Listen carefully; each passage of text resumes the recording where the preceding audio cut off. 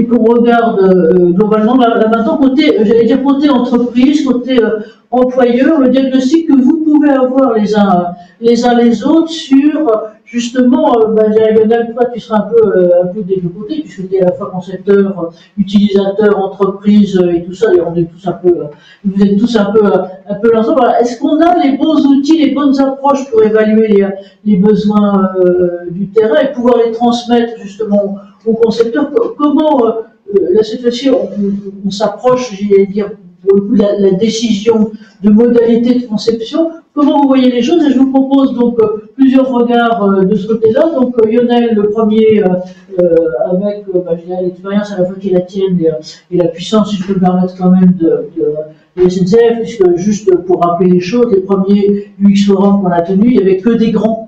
C'est-à-dire qu'il n'y avait que des très très grosses structures qui pouvaient avoir les moyens de tests, de développement et autres.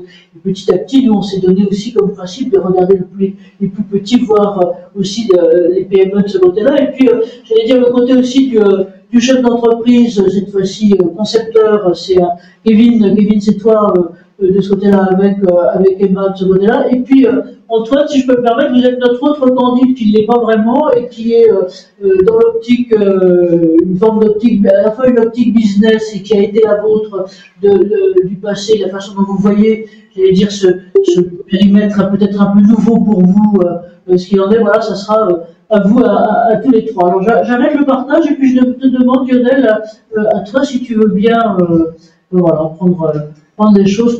Comment tu vois les choses? C'était un peu le même type de question et comment ça a évolué de ce côté-là. Alors je dirais que bonjour à tous, toutes et à tous.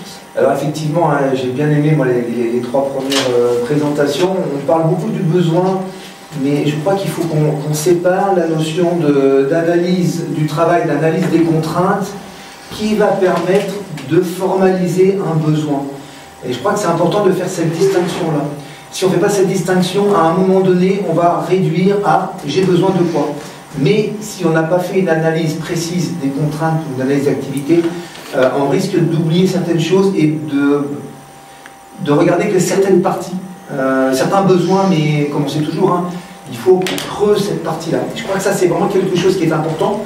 Alors, je dirais que oui, on commence à avoir quand même pas mal d'outils, hein, avec notamment la norme AFNOR, on décrit quand même pas mal de choses dedans. Puis après, chaque entreprise, ceux qui ont des ergonomes, les fabricants distributeurs ont des personnes qui permettent de faire ces études, etc. Donc là, je pense qu'il y a tout un travail qui a été fait depuis une dizaine d'années qui permet effectivement d'avoir des outils. Alors c'est comme tout outil, hein, il faut les faire évoluer, il faut les améliorer. Maintenant, on utilise beaucoup les capteurs, l'analyse posturale, l'analyse vidéo. Ça permet effectivement d'identifier et d'analyser ces contraintes. Et après, la difficulté, c'est comment on fait le lien entre ces contraintes qu'on va traduire par une expression fonctionnelle des besoins, mais comment on va, à un moment donné, traduire entre ces besoins et les solutions. Donc moi, dans mes travaux de recherche, je suis en train de finaliser un outil qui permet justement, j'ai qualifié 114 exosquelettes pour l'instant, j'ai 7 indicateurs, 50 critères, qui permet d'avoir quelque chose qui est loin d'être exhaustif, bien entendu, mais c'est déjà mieux que... moi, dans certains établissements, j'ai un agent, la seule chose qui l'intéresse, c'est le confort. Tous les autres critères, il n'en veut pas, ça ne l'intéresse pas.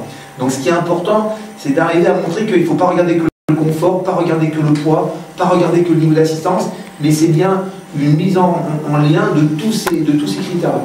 Donc moi, j'ai fait un outil qui permet d'aller quelque part de la contrainte à l'expression forcément du besoin et faire l'adéquation ou pas avec plein d'exosquelettes, tout en sachant que l'outil n'a pas de vocation à dire il faut prendre cet exosquelette et les autres on les oublie. Ça, c'est absolument pas l'objet de l'outil, mais l'outil va prioriser les exosquelettes. C'est-à-dire qu'il va donner, typiquement, si on a des contraintes liées à l'épaule, l'outil va proposer tous les exosquelettes qui assistent à un moment donné de manière différente au niveau des épaules. Et c'est à ce moment-là, effectivement, que le groupe projet va devoir se poser des questions à partir de tous les exosquelettes proposés, en regardant les caractéristiques techniques, en discutant, etc., en faisant appel, bien entendu, aussi aux fabricants et distributeurs, de faire un choix et un filtre un peu plus affiné, qui là sort, bien entendu, du cadre de cet outil, de cette démarche.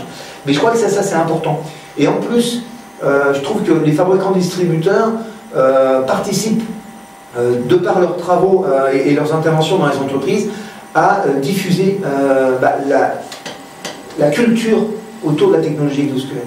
Le discours a énormément changé depuis plus de 10 ans, et je pense qu'il va encore évoluer parce que les produits évoluent, les fabricants distributeurs nous amènent des nouvelles solutions avec des nouveaux types d'assistance, et à un moment donné, c'est ça qui est important. Et donc moi, qu'est-ce que je m'attache à faire à mon niveau, c'est que j'essaie de chercher d'autres solutions. Typiquement, à un moment donné, je me suis posé la question, qu'est-ce qu'une assistance physique? Là-dessus, j'ai apporté une réponse qui est la mienne, et je me suis basé là-dessus, mais ça m'a permis d'ouvrir le champ des solutions qui permettent d'assister les agents sur des tâches qui sont physiquement contraignantes. Et ça, je trouve que c'est important. Merci Lionel.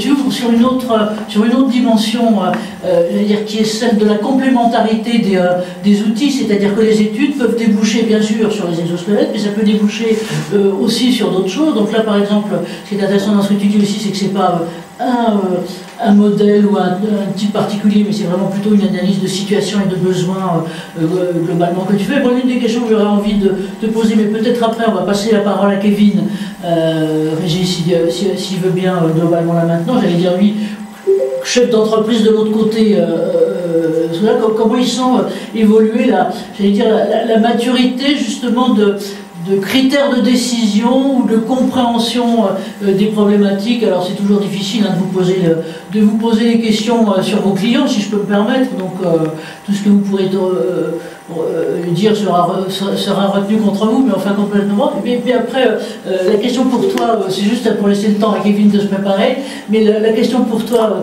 Lionel, ça sera après. Alors là aussi sans trahir de secret d'État, parce qu'on est tous Damoclès quelque part, mais comment la maturité a évolué dans ta propre entreprise? Ça c'est aussi une question, parce que vous êtes une grande structure avec des besoins qui sont protéiformes. Quand tu es connu, c'était plutôt sur les questions de maintenance par exemple, il y en a globalement d'autres, et on voit bien aussi que, ce que disait Anaïs tout à l'heure, c'est que les choses mûrissent, et donc les expressions sont pas forcément les mêmes. Donc là,